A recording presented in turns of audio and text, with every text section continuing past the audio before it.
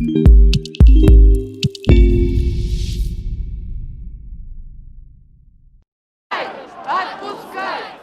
Moscow, they'd seen how cities across this vast landmass had come out to protest. On the 23rd of January 2020, hundreds of thousands of protesters took to the street in support of opposition leader Alexei Navalny after he was arrested upon his return to Russia.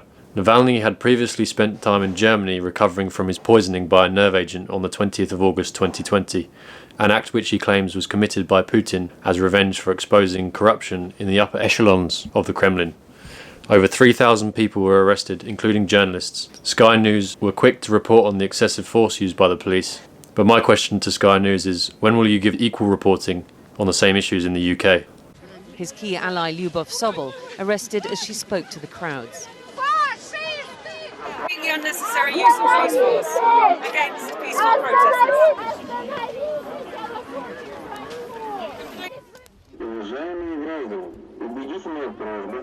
And all the time, the tannoy blaring for people to keep their masks on, to socially distance. But not much chance of that. As evening fell, a committed group moved on to the prison where he's being kept. The final violent arrests in a day of nationwide protest. Dominic Raab condemned the Russian authorities' use of violence against peaceful protesters and journalists and called on its government to release citizens detained during peaceful demonstrations. My question to Dominic is, have you seen what's going on in your own capital?